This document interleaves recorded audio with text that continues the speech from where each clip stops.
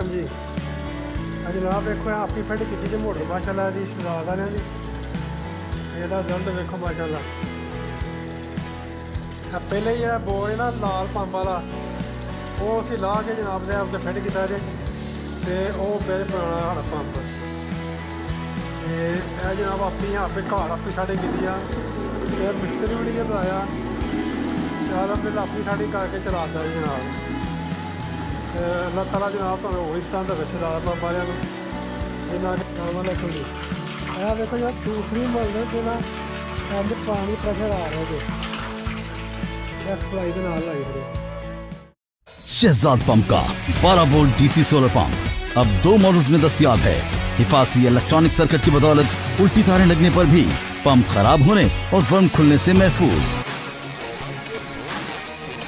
Shahzad pumps का 12 volt DC solar pump अब 2 models में दस्तयाब है जो अपने हाई क्वालिटी वर्म की वजह से पानी दे फुल प्रेशर से और चले साल हा साल। जानने के लिए अभी लर्न मोड के बटन पर क्लिक करें।